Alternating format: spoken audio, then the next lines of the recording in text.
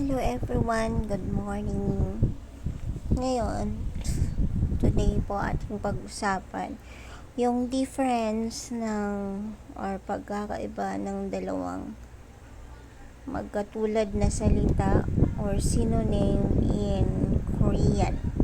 Okay, kasi ito'y laging tinatanong sa akin ng mga estudyante ko kasi in Korean there are words po na magkakaiba, no? There are different kinds of words but same meaning. So, magkakaibang salita pero magkakapareho ng ibig sabihin. So, ang tanong, kailan mo ba gagamitin yung ganitong salita? And kailan naman gagamitin yung salitang katulad niya? So, though itong mga salitang ito ay magkapareho ng ibig sabihin but meron pong specific na usage or function, na so same meaning sila pero hindi sa lahat ng uri ng sentence ay pwede mo nang gamitin yung ganitong mga salita even though pare-pareho po ng ibig sabihin.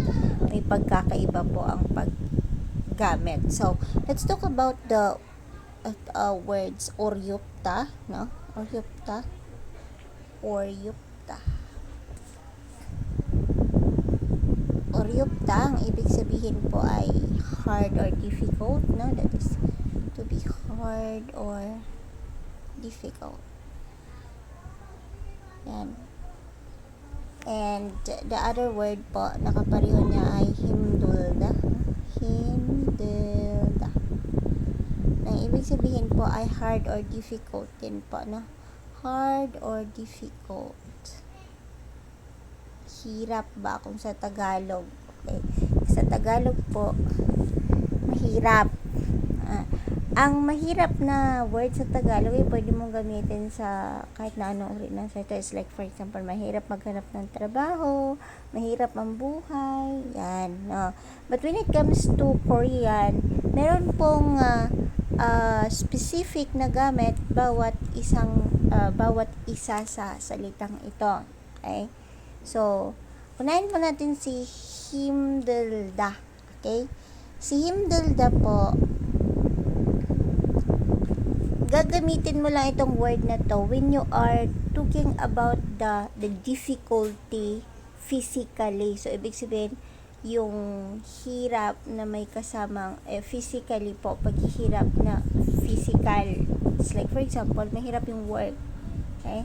It's just because himdulda, so the word him, ito pong si him, ang ibig sabihin po ni him ay strength na him. Strength po yan, kalakasan, lakas po na strength, si him. So, ibig sabihin, when you are exerting strength in something, kung ikaw po ay gumagamit ng lakas sa isang bagay, gagamitin mo dun si himdul. That's like, for example, ang hirap ng trabaho po. Okay? Trabaho. Hirap ng work. Okay? Ito po si himdulda, gamitin mo pag sabi, ay, ang hirap ng trabaho ko. Okay?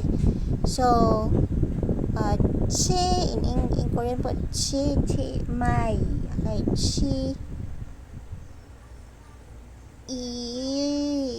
Ire. Okay?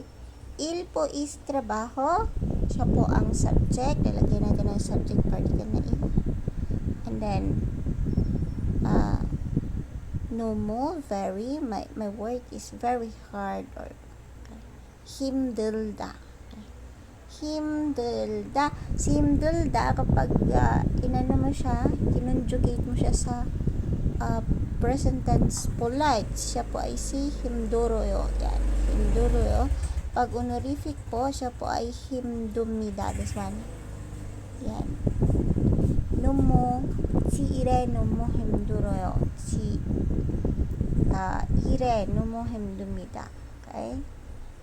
Or si iron nomo himduroyo. So, iron, pwede mo rin pong ilagay si iron. Si iron nomo himduroyo or nomo himdumida. Okay? So, tatandaan po gagamitin mo lang si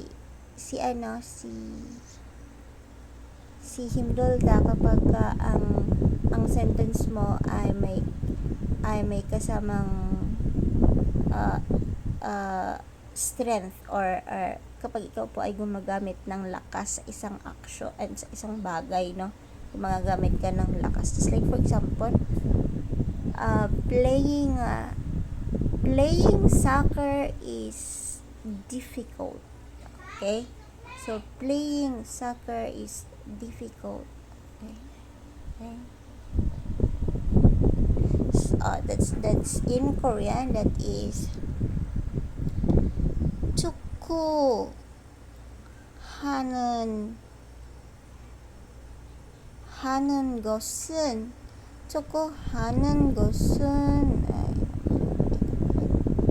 축구하는 것은 힘들어요. Okay. Yan. So, 축구 po is soccer. Si ha naman po ay galing kay verb na hada. Root word po siya ni hada.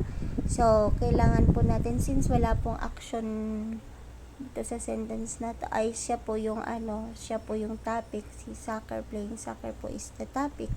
So, gawin po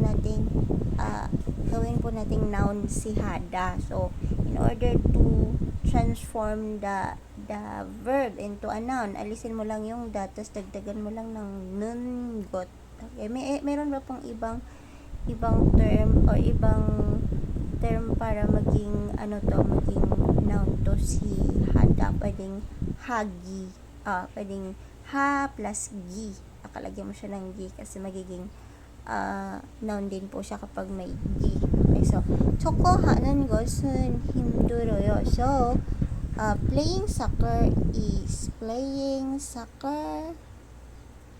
is difficult or is hard.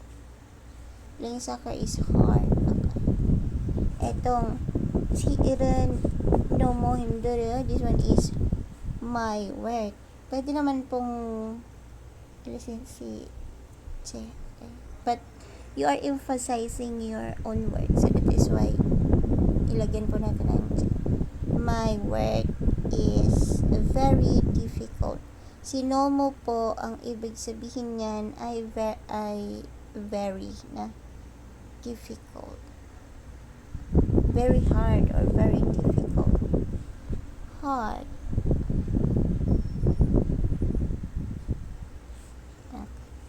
Iba naman po yung term na ginagamit po as, it's like for example, study hard. Hindi mo pwedeng gamitin to si Oryokta or si Himdolda kasi hard po dun sa study hard is an adverb. So, adverb po gagamitin mo dun. So, doon naman po tayo kay Oryokta. So, tatandaan nyo po when you are using strength in a certain action, no?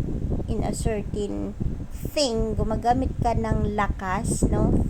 That's physical strength, ha? Physical strength, lakas po. So, gamitin mo si Himdolda. Okay? Ngayon, si Uryupta naman tayo. Si Uryupta po, that's mentally and emotionally, no? Difficulties. Mentally and emotionally hard or difficult. Okay, iyan po ang difficulty po kapag emotional or mental. Okay, it's like for example, my exam is very hard or very difficult, no? Korean exam is very difficult. Okay, that's 한국어 Korean exam 시험. lagyan mo ng topic marker. 한국어 시험은 너무 어렵다. Pag original form, pag naka-polite po siya, present tense polite, 어려워요. Okay, ang polite po ng 어렵다 ay 어려워요. Okay? Tapos, ang honorific niya ay 어렵습니다. Okay. 습니다. ay, okay. 한국어 시험은 너무 어려워요. Okay? 한국어 시험은 너무 어렵습니다. Okay? Ibig sabihin niyan, Korean exam is very difficult or very hard. Okay? Another example po dyan is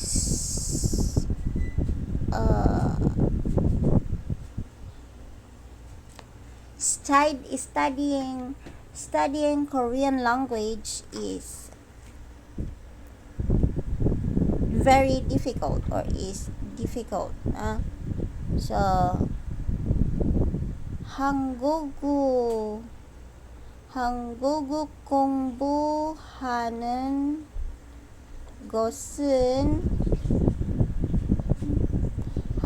공부하는 것은 너무 or 아주 intense daw to the highest level. Charot. Ajo, very din po ibig sabihin yan, kaya lang medyo mas mataas ito kaysa kay Nomo. So, 것은 아주 어렵습니다. 어렵습니다. Ayan. So, studying Korean language is very hard or very difficult. So, same meaning po. Ganyan po So, yan po yung difference nitong dalawang salita na to. So, when you are using an effort to do something, sa kapag ikaw, isang effort, strength, physical strength, gamitin nyo po si himdolda. Okay? That's it.